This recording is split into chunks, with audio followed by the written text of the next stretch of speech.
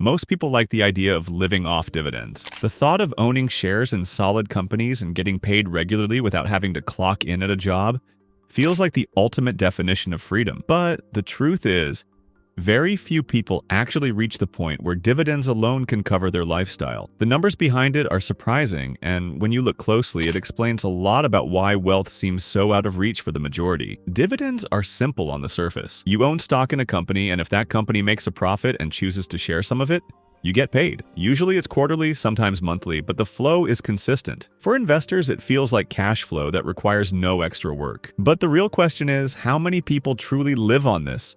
And what does it take to get there? The short answer is not many. According to most research, only a small percentage of retirees in developed countries rely primarily on dividends to cover their living expenses. In the United States, for example, fewer than 10% of retirees are able to live entirely off investment income, and dividends make up only a slice of that. Most retirees still rely heavily on pensions, Social Security, or part-time work. That fact alone shows how rare it is to reach the stage where dividends are enough. Why so few?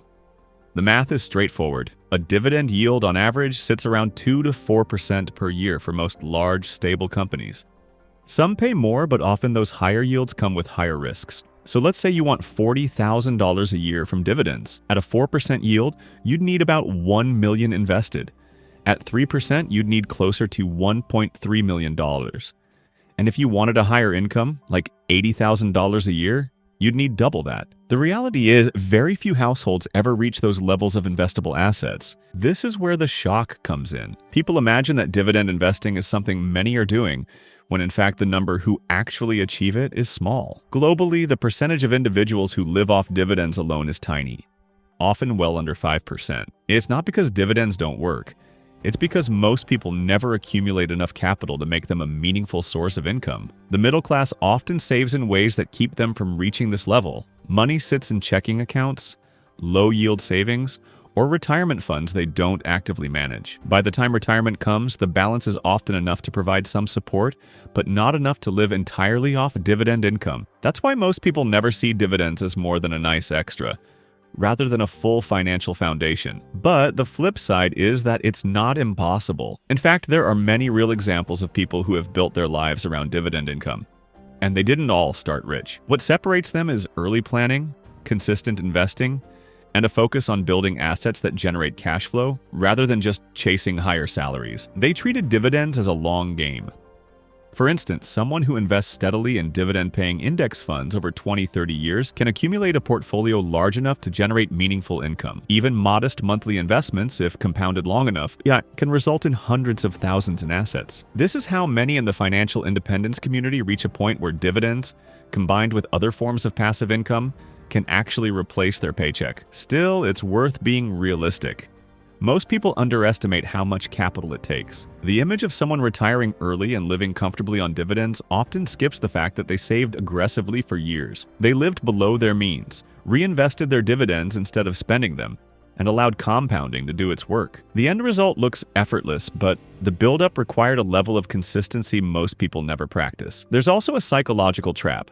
Many people think of dividends like free money, forgetting that they're simply a return on capital already invested. If you don't have the capital, you won't see much income. A $10,000 investment might give you $300, $400 a year in dividends, depending on the yield. That's useful, but it's nowhere near life-changing. To get to the point of living fully off dividends, you need scale.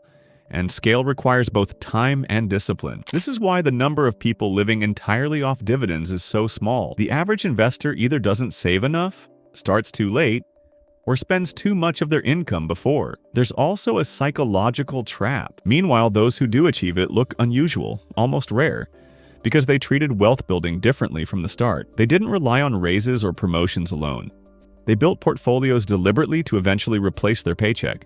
Another important point is diversification. Most people who live off dividends don't rely solely on them. They often combine dividend income with other sources: rental income, side businesses, royalties, or even part-time consulting. This mix gives stability because dividends alone can fluctuate. Companies sometimes cut or suspend payouts during tough times, and if you depend on them 100%, that creates risk. So even within this lifestyle, safety usually comes from having multiple streams. But here's where the opportunity lies. While very few live completely off dividends, Many more could if they adjusted their approach earlier. The formula is not complicated. Spend less than you earn, invest consistently in dividend-paying assets, reinvest the payouts, and let compounding take over. Over decades, the results stack up. The problem is, most people never stay consistent long enough. They dip in and out, chase quick wins, or increase spending instead of investing. That's why the statistic is so surprising. When you hear how few live off dividends, it's not because the system doesn't work. It's because people don't give it enough time or capital to work. Wealth through dividends is boring, slow, and predictable, and most people prefer the excitement of faster wins. But the ones who stick with boring and slow are the ones who eventually step out of the middle-class cycle and into financial independence. The deeper lesson is this: dividends are not a get-rich-quick method. They are a get-rich-slow method. And because of that, the number of people who commit to the process all the way through is incredibly small.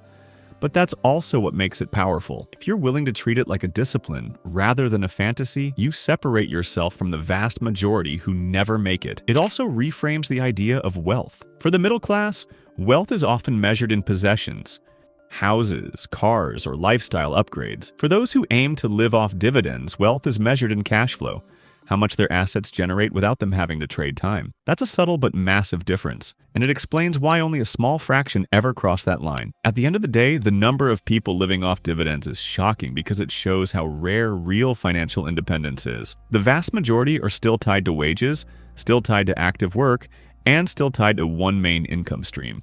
Dividends represent the opposite, a system where money works for you quietly in the background.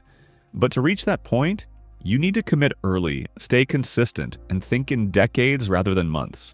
The system itself isn't broken. Dividends have worked for more than a century, and they continue to create steady wealth for those who commit. The problem is that most people never get far enough to see the results. They give up when the numbers look small. They collect a $50 or $100 dividend check and think it isn't worth the effort. But those same small checks reinvested consistently are the foundation of the big checks that come later. The process looks invisible for years until one day it suddenly becomes obvious. It's also important to recognize that dividends aren't just about retirement. For many, they become a tool to create options earlier in life. The real shock isn't just how few people live entirely off dividends, but how few even try to build toward it. Most households never plan beyond their paycheck. They assume retirement will somehow take care of itself, or they rely completely on government programs. Dividends represent the opposite, a personal system of independence, built piece by piece that doesn't depend on outside support. And yet, because the results are slow, most people never take it seriously enough to see what it can become. That's why the lesson here is more than numbers.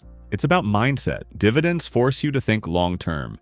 They teach patience, discipline, and delayed gratification. They reward those who stick with boring consistency while others chase short-term excitement. And because so few adopt that mindset, the number of people who actually live off dividends will likely always remain small.